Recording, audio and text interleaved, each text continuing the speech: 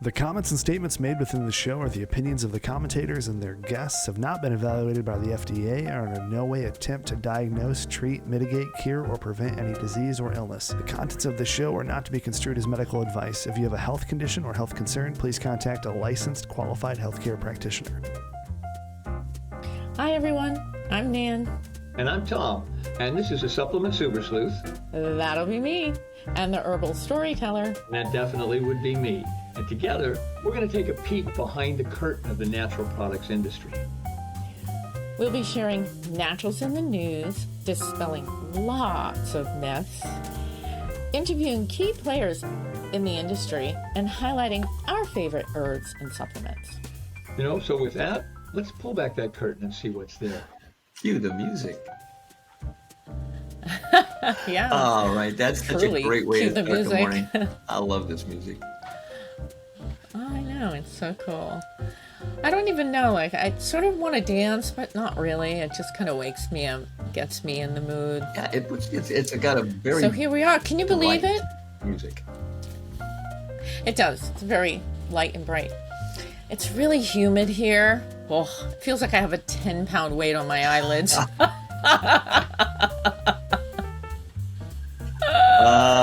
That's okay. That's what living on the East Coast will do for you.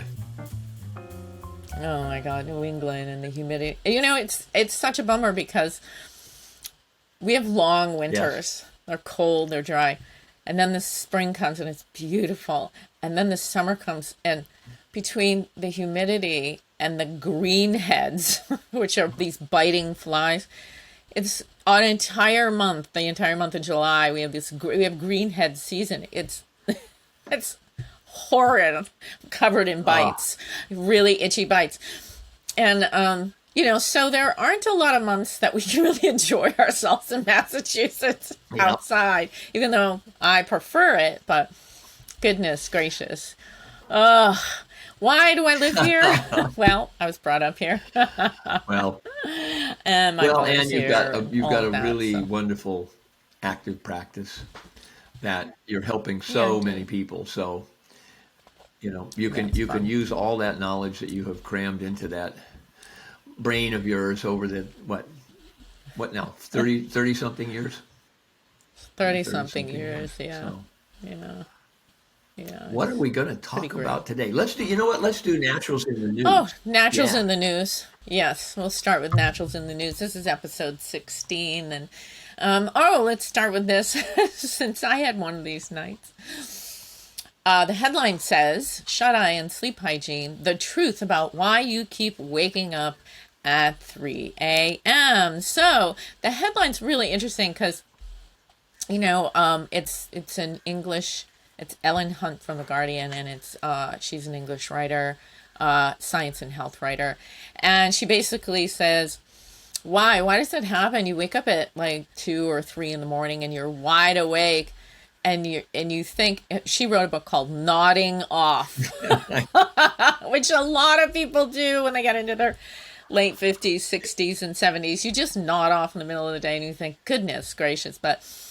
So she says that this has a lot to do with adults with the average sleep cycle. So the average sleep cycle is about 90 minutes to complete this sleep cycle that kind of has a bell curve to it.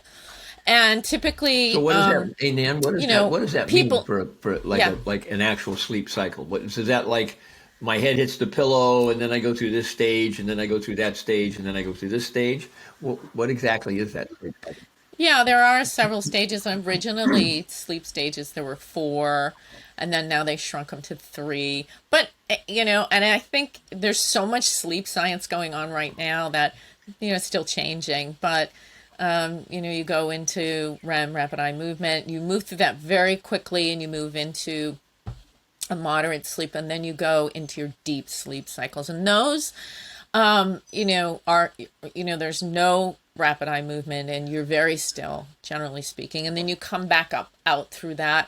And there are periods of waking at night. So when you hit the top, when you go from REM, you'll come out of REM into a brief awakening. Now, if you have sleep apnea, you really do a lot of that. You don't get into your deeper sleep cycles because the apnea, the breathing issue, when you're not you stop breathing, you pop out of that cycle. But so what's going on here is so interesting is what they're saying is that sometimes people will pop out of, they'll awaken, and they'll really awaken instead of just wake for literally half a second to less than a minute. It's very brief. They go back down again. They don't even know that they woke. So a lot of people have no idea that they do have these little awakenings at night. But as you get older, 2, 3, 4 o'clock in the morning, you wake up wide awake, usually to go, to the bathroom and urinate. Some people urinate quite frequently in the middle of the night, and that's something else going on. But so it's really interesting. So in ancient herbal traditions, we connect these times of the early morning with organs. So 1 to 3 in the morning is gallbladder liver time. And 4 to 6 is lung and large intestine time. So we use it as a guide. I mean, it isn't set in stone, but we use it as a guide for organs that may need a little extra support in herbalism. But fascinating, our writer here basically says that it's normal, and it doesn't necessarily mean you have insomnia if you have early morning waking, but it can decrease your number of hours of sleep.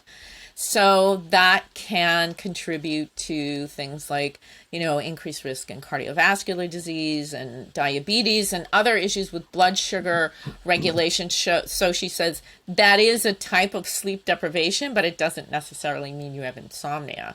So she says, just try and stay in bed longer. And of course, for an herbalist, we're like, no, we have to do something about that. But we can talk about that at some other time. I think that, listening to you talk about it right now, Nan, I think it would be great for us to do just a whole segment on sleep. As long as people don't nod off while we're talking about it, that would be great. Yeah, really. We'll try and keep it interesting, I promise. Do you have a headline? I'm sure you have a headline. Yes, and you know what? The next headline that I think I really like is, that traditional native Indian medicine is effective in treatment of type 2 diabetes. The study finds, this is from Medical Express, and it was in June of 2022. And really what it was a very, very broad review of all of the existing literature and the double-blind, placebo-controlled, randomized studies done. And this is what makes it, to me, really wonderful, because as an herbalist, we're talking herbal medicine here. We're talking Ayurvedic herbal medicine. And it has been traditionally used in India for what would now be characterized as type 2 diabetes. And type 2 diabetes is a very, it can actually be a very complicated set of circumstances within the body that makes it difficult for people to address it. Yeah. I mean, it's more than just your diet. It's more than just maybe a lifestyle. Right. There's some other things that are going on. And what I found fascinating was they reviewed over 119 randomized clinical trials, stretching for over 11 years. So this was a very, very deep, what you would call a meta-analysis of, Ayurvedic herbs and their efficacy for treating type 2 diabetes. And it was found to be very effective, extremely effective. And what was it? You haven't mentioned what it is. Well, no, the thing is that there weren't just single individual, there were multiple herbs and herbal combinations. So rather than, what I want to avoid at this point on this particular, little news bit is I don't want to say, okay, here, it's this one herb, and then have everybody run out and say, okay, I'm just going to take that herb and my type 2 diabetes will go away. Yeah, it's not like that. No, it's not. For sure. But if you can find an Ayurvedic practitioner and you have type 2 diabetes, you will be well served, because in Ayurveda, this has been used for literally thousands of years for treatment of again, what we would call type 2 diabetes. And it is, it's quite effective. So multiple herbs, you've got herbs like Gormar or Gymnema, which they call the destroyer of sugar. And it has an effect on the way that the sugar is assimilated within your body. It also has an effect on, interestingly enough, on your taste buds. So, Ayurvedic medicine and traditional Chinese medicine, they talk about taste and how taste imparts an action within the body. So, you've got sweet, and not enough sweet is almost as bad as too much sweet, because sweet is building. And we need that building in order to, effectively replace things that are wearing out, needing to be replaced. But if we go too far, then it builds too much. And anybody knows who, if you have a massive sweet tooth, that tends to, if you have that massive sweet tooth along with lack of exercise, you got a problem. You're going to be building things that you don't want to carry. Basically, this is just a wonderful study on, again, it's a Medical Express. And it was the June 2022 edition. So you can go out to medicalexpress.com and look it up. Really great article on the efficacy of Ayurvedic herbs to treat type 2 diabetes.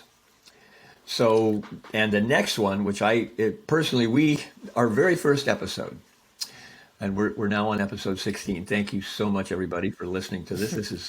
We're excited about being on episode 16. Was on thromboxane. Now, thromboxane is a compound that's produced by blood platelets in the body, and it's not a good compound, because too much thromboxane enhances clotting of blood. And while that may sound like, well, that's great, if I start to bleed, I want my blood to clot, but we're talking about clots that form in arteries and veins that block circulation and can be very, very difficult. So this was a study that was done by a man named Dr. Gordon Enns, and we interviewed Gordon on the very first episode that we had. He has a company out of Illinois called, Inflammatory Markers. Laboratory. Inflammatory Markers Laboratory out of Illinois. And his name is Gordon Enns, E-N-S. And he has a very simple urine test to measure. He's come up with, and patented it, come up with a beautiful test to measure what's called thromboxane. And with the understanding that the more thromboxane that's showing up in your body, the more likely you are to have circulatory disorders, which can, lead to not only cardiovascular disease, but also to many other, what we would call diseases that can, very much be related to circulation within the body. And it's a very simple urine test. It's something that can be taken at home. You don't have to stab yourself. You don't have to, go to a lab and do all that. If you have a physician who has access to the test, it's very simple. They mail you the box. You pee in a little bottle and you send it back, and they can tell you. There's a little injector on the top of the urine cup, and you press that down and it fills up, and that's all you send back. Is it captures it in a tiny little tube, and that tube has a reagent in it. You shake it and then you send it back, and it's very effective. We're running a preclinical trial here, and it's been fantastic, and it really gives them I love the word marker, because it just gives you a benchmark of where that inflammation is and how you can affect it using herbs or hyperbaric oxygen or whatever therapies you're engaging with, natural therapies you're engaging with, or otherwise. For example, aspirin therapy, right? So if your doctor recommend that you take a baby aspirin every day, is it affecting your thromboxane levels? So it's a really simple, easy, inexpensive test that is gaining so much acceptance. And we're really fortunate to be able to have access to it and to have Inflammatory Markers Laboratory get the support that it so deserves. This is a life's work on the part of Dr. Enns. And he's a brilliant man. We, like I said, we had him on our first episode. And the test is wonderful, because we hear so much about inflammation, but what kind of inflammation, and how is it affecting you, and what's working and what's not. And there are tests that measure for certain markers of inflammation within the body, certain inflammatory markers. But thromboxane, C-reactive protein, A1C. I mean, there's a lot of them. And thromboxane is under the radar as far as being an early indicator of potential inflammatory problems later down the road. So it gives you a chance if you get your thromboxane measured, it gives you a chance to get on it before it surfaces and becomes an even bigger problem. Yeah, it's pretty great. And we'll have more about it. Yeah, we'll bring Gordon back on sure. because, like Nancy said, she's running with him, in conjunction with him, she's running a clinical trial using hyperbaric oxygen and then measuring thromboxane levels before and after. So really wonderful stuff. Now, oh boy, here we go. This is our main event. I love this. So we are going to be talking about, well, you know, we were going to talk about 4 different vitamins. We originally called this ACED, ACED. Yeah, we keep getting great feedback from our listeners, so we're really thank you so much. And one of the things that we got as feedback is, how do you begin? Where do you start? Where do you start with herbs? Where do you start with supplements? And what do you do with foods? Like, how do you really look at this? And I think there are a lot of people out there that are definitely talking about it, but our listeners want to hear it from us too. So we're pretty excited about giving this particular lecture today. So like Tom said, you know, we call it our ACED lecture, ACED, ACED. We aced it. But we really talked about this, and we thought, you know, I think we're not going to have to do this one at a time. Rather than speed talk our way through it, so much. Yeah, there's so much information about it. Well, and you know, here's the thing. What is really important to understand is there are certain nutrients, and in this case, A, C, E, and D, that are absolutely essential. And if you read the literature, you start to find that there are deficiencies in a huge portion of the population with these specific vitamins. And as Nancy's going to tell us, and as we're going to learn through the rest of these, our diet has changed, our lifestyle has changed, we're exposed to a lot more stress, and these are very crucial nutrients. You know, one of them, vitamin D, has really hit the news big time with, you know, the advent of COVID and all of that. So it's important to understand even the basics, and that's where we're going to go for it today. Is we're going to talk about vitamin A. And it really, how many times do you hear about vitamin A? You don't really hear much about vitamin A anymore. You hear D, you hear C, but the E and the A are not spoken about too much. So Nancy's put together a really great PowerPoint to accompany what we're talking about, and I'm going to let it go to you, Nan. Take it away. All right. So a lot of people think, gosh, where do I start? Do I just take a multi? You know, what kind of multi?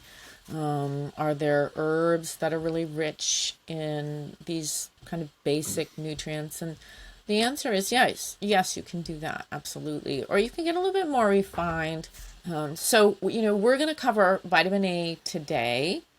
And then we'll on our episode 17, we're going to cover vitamin D. And then on episode 18, we'll cover E and C. And we decided to do it this way because there's so much literature, so much research, and there's also just a body of knowledge in nutrition around these very simple but very, very important supplements or nutritional components, if you will. So here are our basics. A, E, C, and D, right? Or ACED. And when you're looking for a multi, it's really a good idea to make sure you have the right forms and you have the right amount. So, you know, vitamin C, usually you'll see it listed as ascorbic acid, but it could also be ascorbyl palmitate. Ascorbyl palmitate is a fat-soluble vitamin C form, has a tendency not to be rapidly urinated out of the system. So that's something to keep in mind. You may not find that in a regular multi, but you'll find vitamin A, vitamin E, and vitamin D in multis. Usually you'll find vitamin D3 and cholecalciferol. And vitamin A, you may see it as beta carotene or retinol palmitate. And vitamin E, you'll see it as tocopherols or tocotrienols. Yeah, but we'll talk about it. Or tocotrienols, but probably in a multi, you'll see it as mixed tocopherols. So if you have a multi If you're looking at a multi to say, I just want to get it all in one shot, then that's what you would do. You would absolutely just look for those forms. If you don't have impaired bile production, or you don't have impaired bile release of bile, or you don't have a gallbladder that's inflamed or has stones, you'll have better retention of the fat-soluble vitamins, which means that you don't need very high doses. You don't need very high potencies, if you will.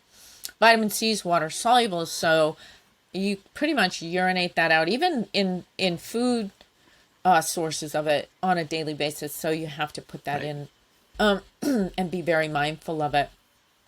So in this particular slide, so what we're showing here is a vitamin A and nutritionally what it's related to. So this is very interesting.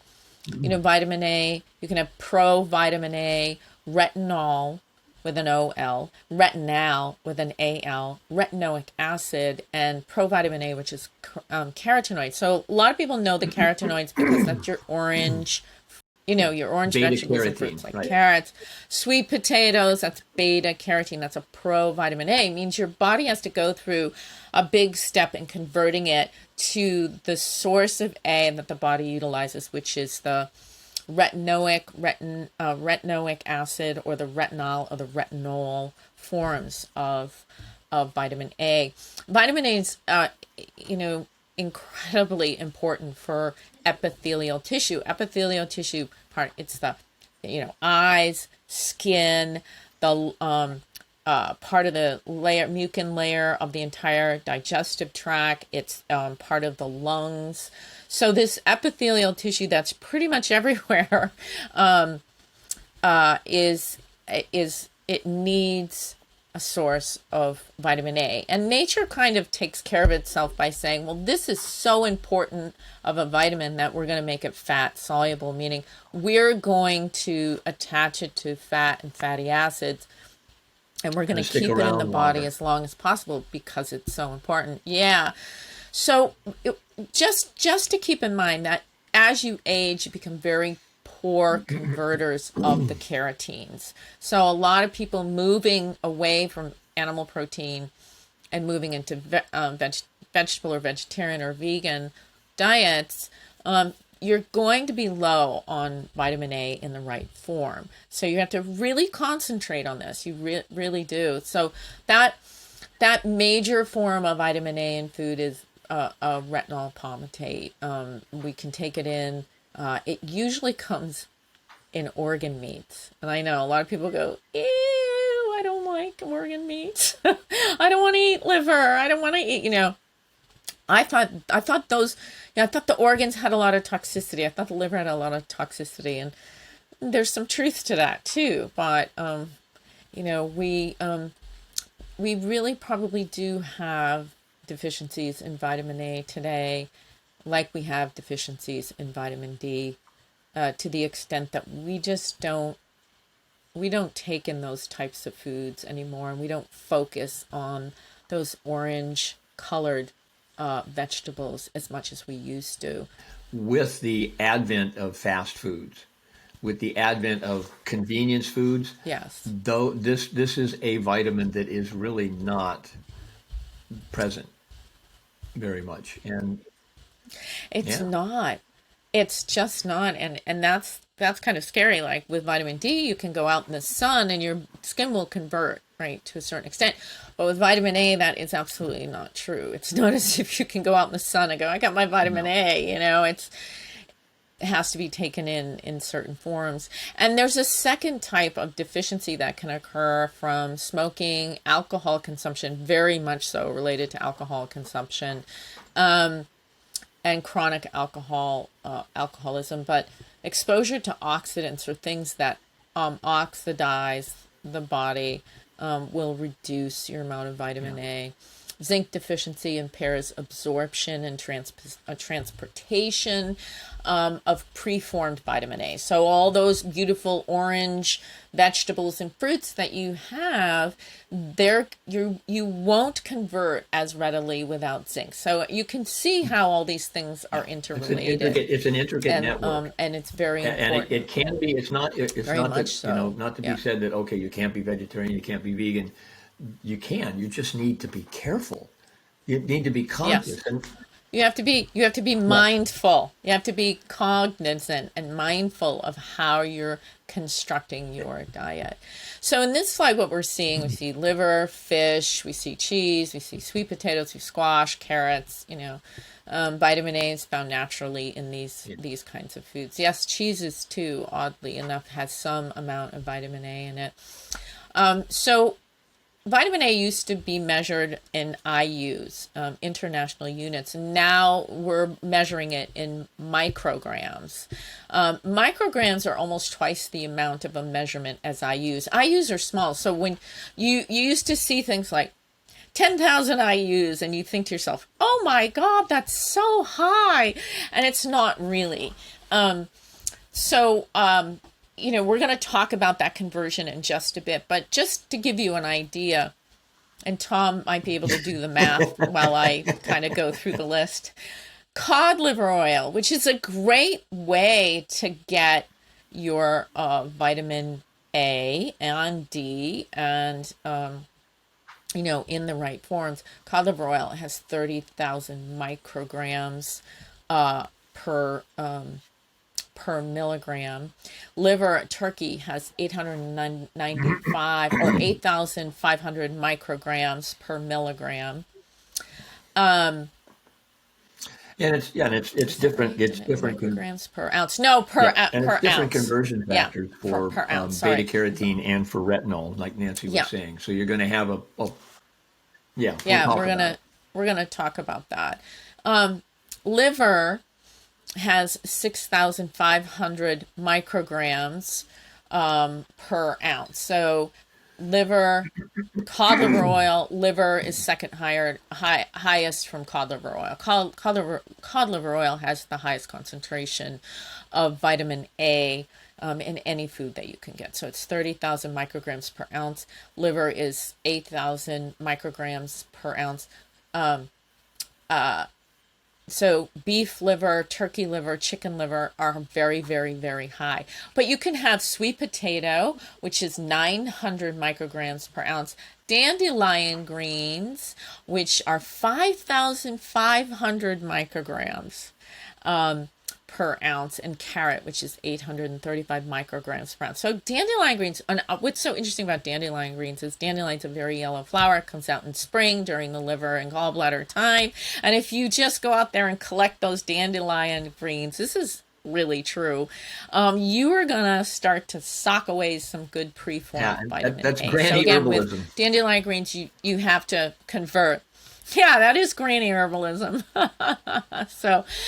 And again, remember that preformed vitamin A, you have to take so much more for the conversion. And we're going to talk about conversion in just a second. So you may be deficient vitamin A.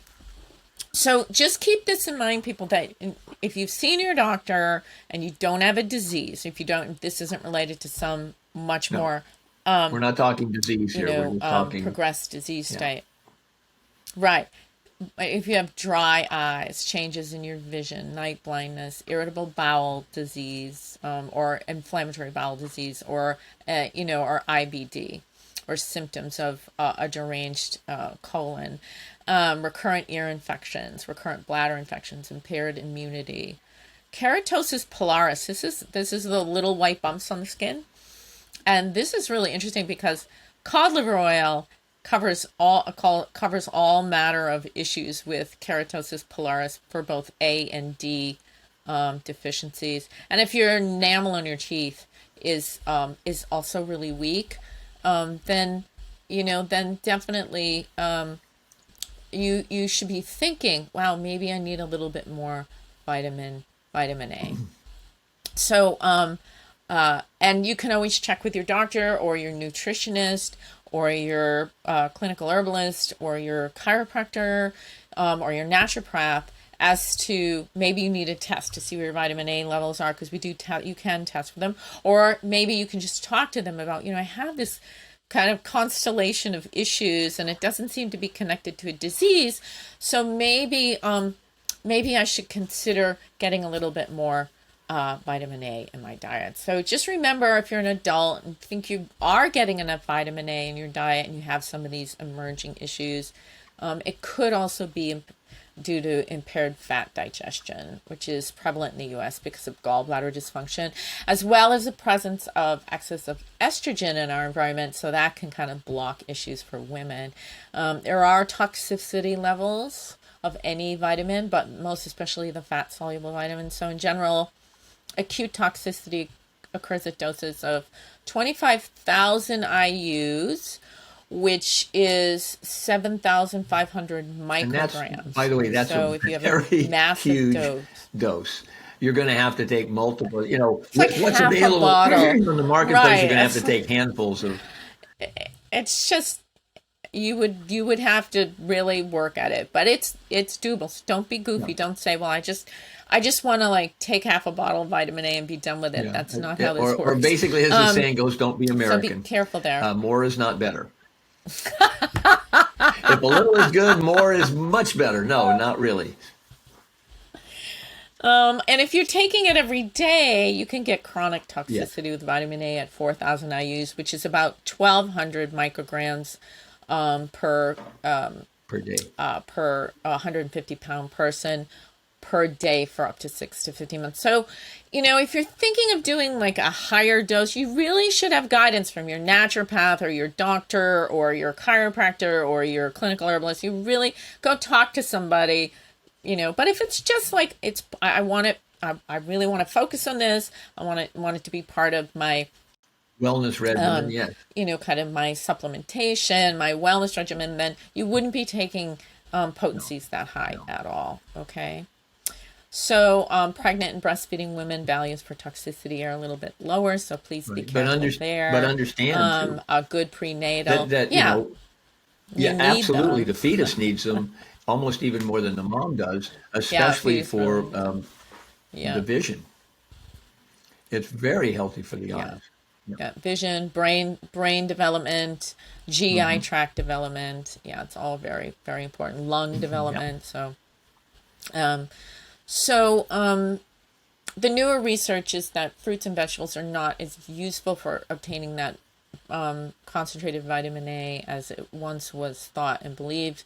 So the IUs that these foods were reported to contain are much less than they originally thought. So we got to get those fat dissolved oils, and I know that's so hard for people.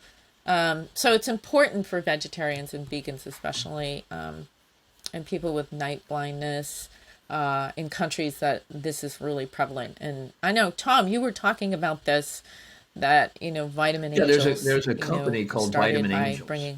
And Vitamin Angels is a company that solicits predominantly from the natural products industry. They solicit donations of vitamins, just like vitamin A, vitamin D, vitamin E, vitamin C, for underdeveloped third world countries where there is a great deal of deficiency. And that deficiency, they actually got their start with vitamin A because it's very simple. A small dose of vitamin A early on in a child's life can prevent blindness later on in their life. And so as a charitable organization, they're a wonderful organization. If you really would like to get involved with somebody who's doing some amazing things, look up Vitamin Angels. You can go to I think it's vitaminangels.org or maybe vitaminangels.com, but they're a wonderful group. And, this is an unsolicited plug for Vitamin Angels. I highly respect what they do, but they literally were passing out, doses of vitamin A to children in third world countries and preventing blindness, preventing lifelong blindness. It's amazing. Just one or two at the right time. So it's an amazing deal. Yeah, it really is. So we wanted to share just a few pieces of research and articles on of vitamin A. We're going to do this with all the supplements because I know there's a lot of negativity about supplements as well. Oh, you should get it from food. And I agree too, but go ahead and try. In today's world where, you're feeding your kids, I'm sorry to say, but you're feeding, even if you go to the grocery store and you get organic, free range chicken, a lot of the kids want chicken McNuggets, or some form of natural chicken McNuggets. And you try getting your kids to have chicken livers with onions. That isn't happening. I mean, I grew up, once a week we had that. I never got sick as a child. It was crazy. I was so healthy. And it's probably because my mother, that's what we did. And chicken livers were inexpensive. In fact, we had chickens on our farm, so we used as much of the chicken as possible. So we ate the hearts, the kidneys, and the livers. But they were on our farm, so we knew where they were, and we knew what they drank and ate. So that was part of probably why we were also healthy. But I think it's really important to remember that these are nutritional facts. Like, we know that these components of food are crucial to our long-term health. It's just, how are you going to get them in you, right, Tom? Like, how will you get them, right? So the first of my two most favorite kind of hotter publications when they first came out was Inquiry into Vitamin A Supplementation on Inflammatory Bowel Disease. So this is the actual supplementation of retinol palmitate.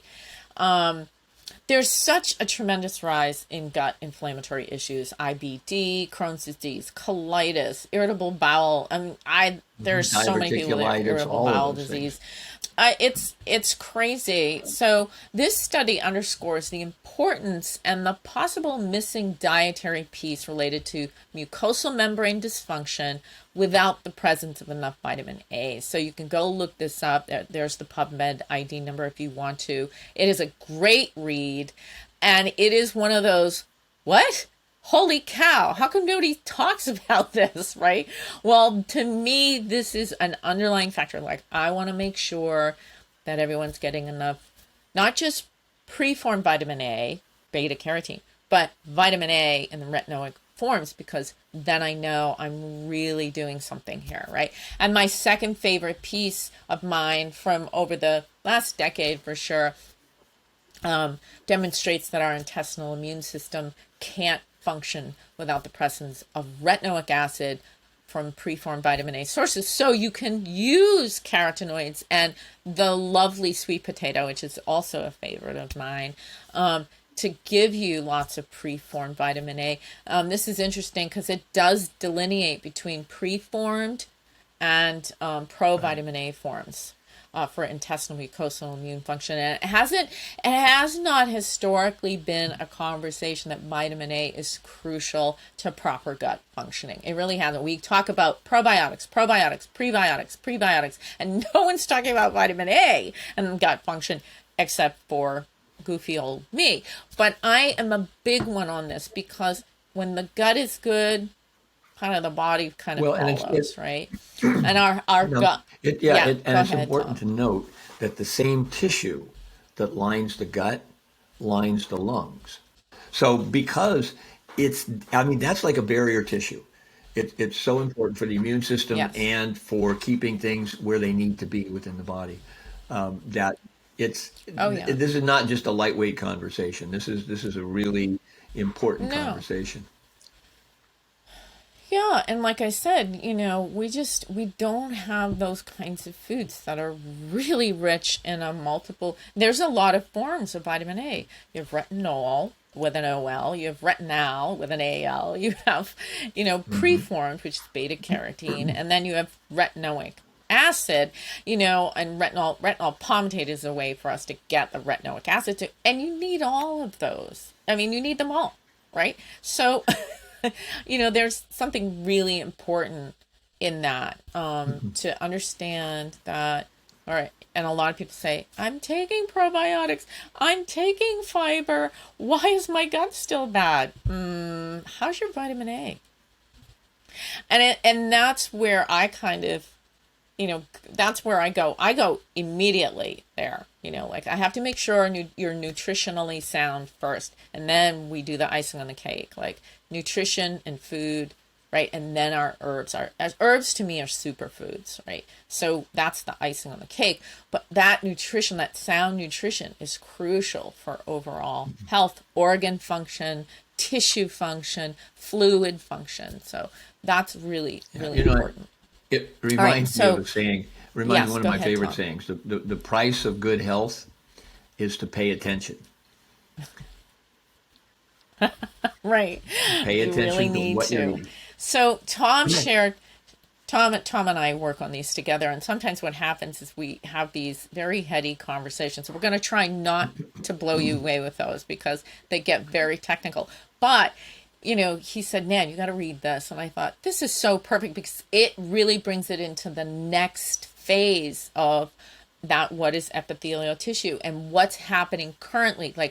Like let's apply it to what's going on in the world today. What's going on in the world today?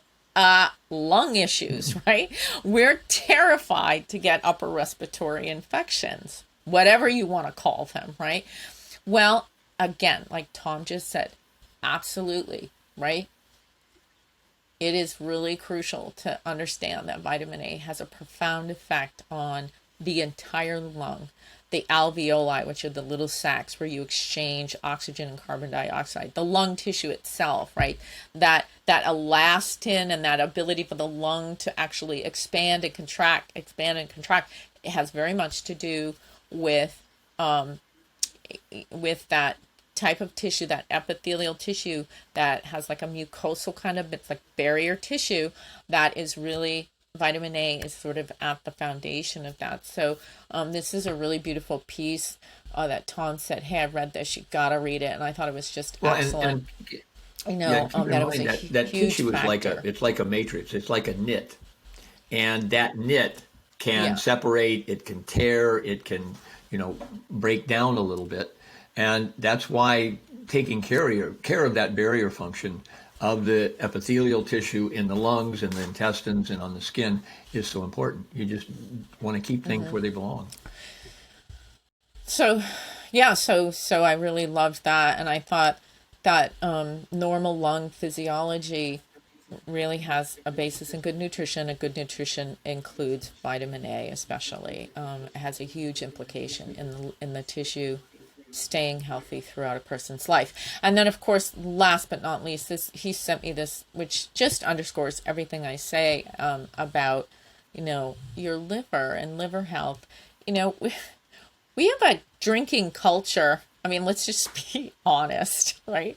A lot of people say, I just have to have my glass of wine at the end of the day, or I like to have a cocktail on the weekend, or we do have a culture that drinking is okay. But the truth is that, alcohol has a kind of a profound effect on the liver, especially as you age, and there is definitely decline in the liver if you drink every day. It's just putting an enormous burden on an organ that's responsible for so much, most especially detoxification. So ALD, which is basically a type of liver disease. So it's alcohol-related liver disease, which a lot of people have. They don't even know they have it. They're not considered alcoholics, but the liver has taken a battering, from chronic alcohol use. And so that can impair gastrointestinal mucosal absorption of micronutrients such as folate, B12, zinc, but especially vitamin A. And that is a problem because it sets up a vicious cycle of reduction in vitamin A. The gut starts to degrade, and then the gut can't take in nutrients, and the liver can't clean itself and give the blood the nutrient density that it requires. And then on the other organs, farther saying, downstream, hey, the lungs don't function as well.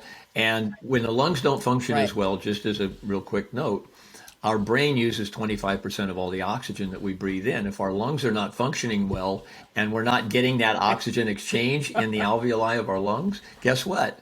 We get brain fog. And it's because our brain is starving for Really oxygen. bad Yeah. brain fog. And that's all related to the fact Yeah. that the liver is processing. One of the things that the liver does really well is process fats. And we live in we live in an age where Yes. we get a lot of really bad fats. We a lot of really bad fats, and we need the liver to be healthy to be able to process the good fats, not to be so clogged up with the bad fats that it can't do that. And giving ourselves vitamin A is one of those things that will enhance liver function if we do it judiciously. I want to read a little bit of an excerpt from this piece of research because it kind of blew me away. Because there are a lot of children who have asthma today. Like, it is just an epic issue now. Oh, my child has allergies. My child has asthma. Okay, so so I'm gonna share this with you because it just is amazing. So chronic alcohol abuse can impair gastrointestinal mucosal absorption, right? And then looking at, and that can affect, pregnant mommies. So vitamin A is involved in the proliferation and the maintenance of all epithelial tissue, as Tom and I have been saying, and maintenance, especially of the respiratory tract. It is a major factor regulating differentiation and maturation of the lung, and the maternal VAD during pregnancy could have lasting, so that's vitamin A deficiency, could have lasting effects on the lung health of the offspring. Including So early cognitive and retinoid mental health. deprivation. It's unbelievable. So they looked at animals that had been deprived of vitamin A in their forms, and the abnormalities such as lung agenesis and later deprivation results in defective alveogenesis. So the alveoli don't work and the bronchioles are like really tight and it can't get air. Vitamin A is also required for the maintenance of the architecture, the complete architecture of the lung. And available evidence showing that nutritional vitamin A deficiency induces negative histologic changes within the respiratory tract indicates that retinoids continue to play an important role in the adulthood lung. So if you really want to make sure that you're protecting yourself come this autumn from those, little bugs, like we call them, you got to think, okay, am I getting vitamin A in my diet? It is really a crucial piece of information, and something to consider for your supplementation. What Nancy's kind of saying there is it's a really old discussion, the difference between the bug and the terrain. It is. And she and I have done trainings on this, Right. and it's just fascinating. So, one of the things that I think is fascinating in this discussion is what we're really talking about is how to develop what's called the terrain. And the terrain would be like the epithelial lining of the gut, or the epithelial lining of the lungs. That's the terrain where everything And the beneficial microbiology. And there was a huge discussion back, in the earlier, maybe 200 years ago, 300 years ago, about the idea between germ theory, Louis Pasteur, and Yes. Louis Pasteur. he had if you will, an opposing opinion from another gentleman by the name of Antoine Béchamp. And Béchamp said, no, it's not the germ. Pasteur was saying, it's the germ, kill the germ, and everything will be fine. It's the germ. And that's where we have the idea of antibiotics and antivirals and so on, because they're against that.